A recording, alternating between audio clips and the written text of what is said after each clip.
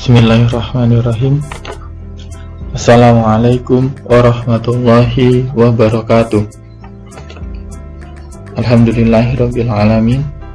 Pada kesempatan ini kita akan membahas masih di materi atletik, yaitu melalui aktivitas lompat jauh.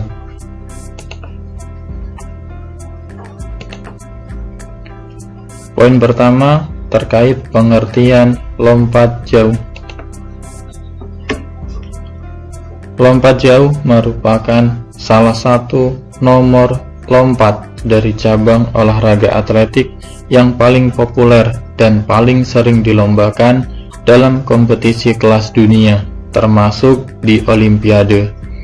Lompat jauh mengkombinasikan kecepatan, kekuatan, dan kelincahan untuk melemparkan dirinya dari papan tolakan.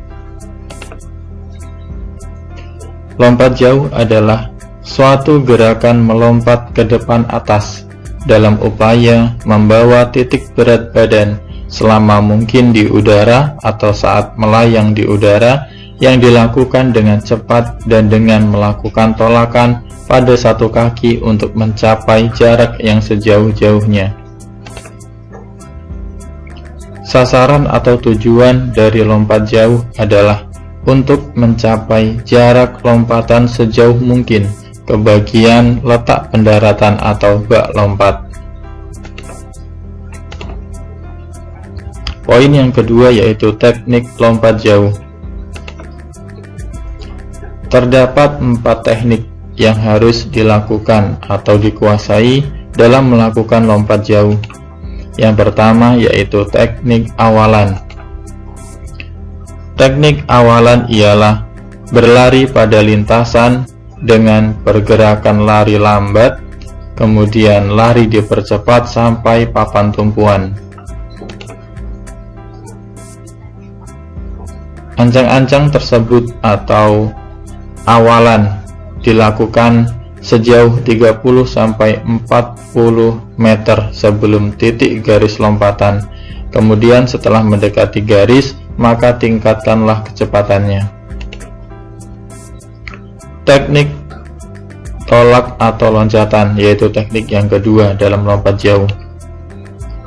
Tolakan merupakan tahap di mana kaki menjadi tumpuan di garis lompat untuk mengangkat tubuh ke atas dan melayang di udara sebelum melakukan pendaratan.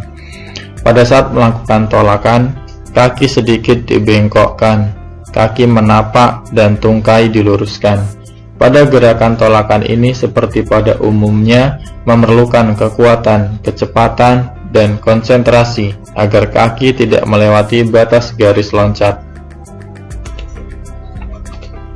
Teknik yang ketiga yaitu teknik melayang atau saat melayang di udara. Gerakan kaki seperti berjalan ketika posisi tubuh melayang. Hal tersebut akan memudahkan dan memperluas jarak pendaratan. Selain itu, ada beberapa hal yang harus diperhatikan dalam melakukan teknik ini, terutama ketika tubuh berada dalam posisi melayang, seperti menjaga keseimbangan badan, berusaha melayang di udara selama mungkin, mempersiapkan kaki untuk melakukan pendaratan. Teknik yang keempat yaitu teknik pendaratan. Pendaratan dilakukan dengan cara menundukkan kepala, mengayunkan lengan, dan menggerakkan pinggang ke arah depan. Hal ini dilakukan agar ketika proses pendaratan, anggota badan lain tidak menyentuh pasir lebih belakang daripada kaki.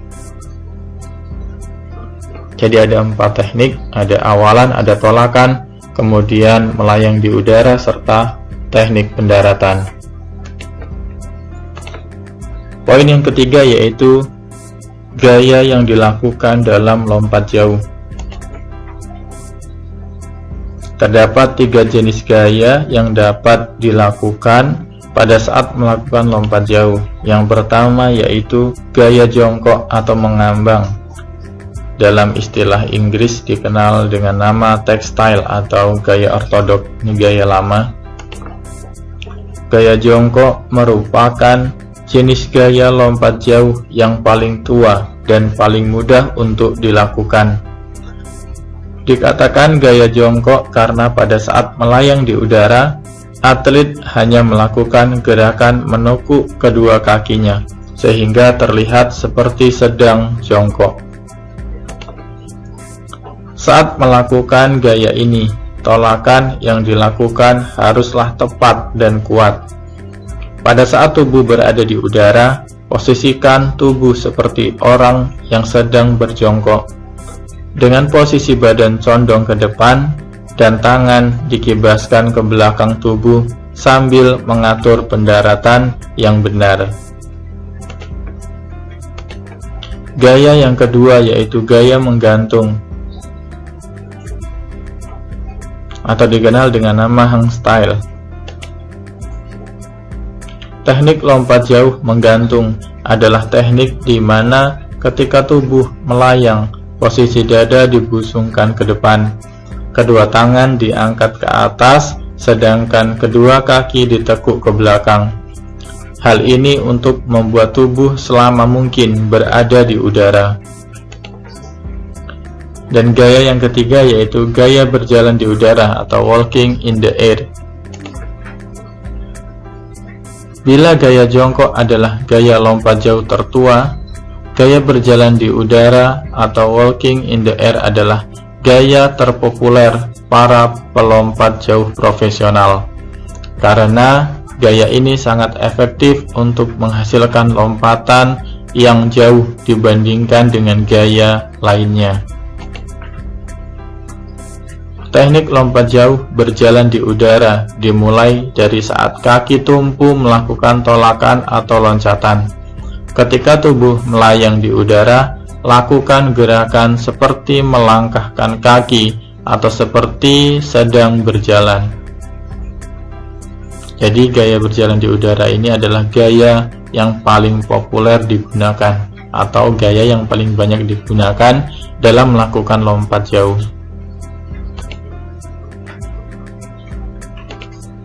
Poin yang keempat yaitu lapangan lompat jauh.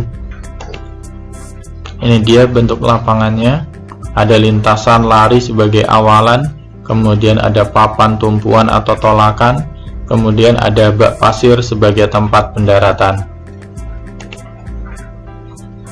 Awalan yaitu lintasan lompat jauh, di mana lebar lintasannya adalah 1,22 meter dan panjangnya berkisar antara 40 sampai 45 meter.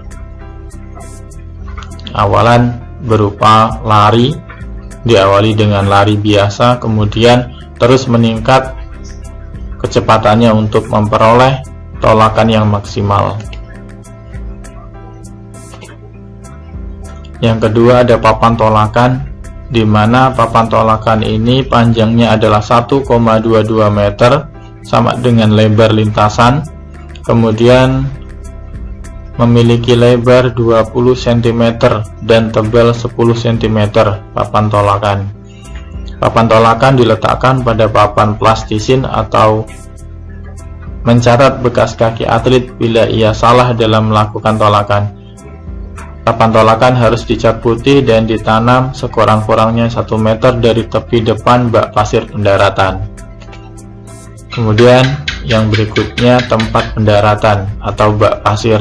Tempat pendaratan berupa bak pasir dengan ukuran yaitu lebarnya minimal 2,75 meter, jarak garis tolakan dengan sampai akhir tempat lompatan minimal 10 meter, kemudian permukaan pasir di tempat pendaratan harus sama tinggi datar dengan permukaan papan tolakan. Poin yang kelima, peraturan dalam lompat jauh. Yang pertama, bila peserta lompat jauh lebih dari 8 orang, setiap peserta diperbolehkan melompat sebanyak 3 kali. Lompatan diambil yang terjauh. Jika peserta hanya 8 orang atau kurang, maka setiap peserta diperbolehkan melompat sebanyak 6 kali. Melompat dilakukan secara bergiliran. Yang kedua, Hasil lompatan diukur dari bekas anggota tubuh terdekat atau paling belakang yang menyentuh bak pasir. Pada lompatan yang benar itu diukur dari jatuhnya kaki. Tetapi jika terjadi kesalahan, biasanya anggota tubuh yang lain pasti menyentuh bak pasir, sehingga itulah yang menjadi patokan dalam pengukuran jauhnya lompatan yang dilakukan. Kemudian yang berikutnya, setiap peserta diberi waktu 1 giliran selama 1,5 menit. Lompatan yang sama ditentukan dengan melihat hasil lompatan yang terbaik. Bila masih sama, maka akan dilihat hasil dari lompatan yang ketiga. Demikian seterusnya. Demikianlah materi terkait lompat jauh. Semoga yang sedikit ini bermanfaat, dan Pak Guru akhiri dengan ucapan terima kasih atas perhatiannya dan diiringi dengan ucapan Assalamualaikum warahmatullahi wabarakatuh.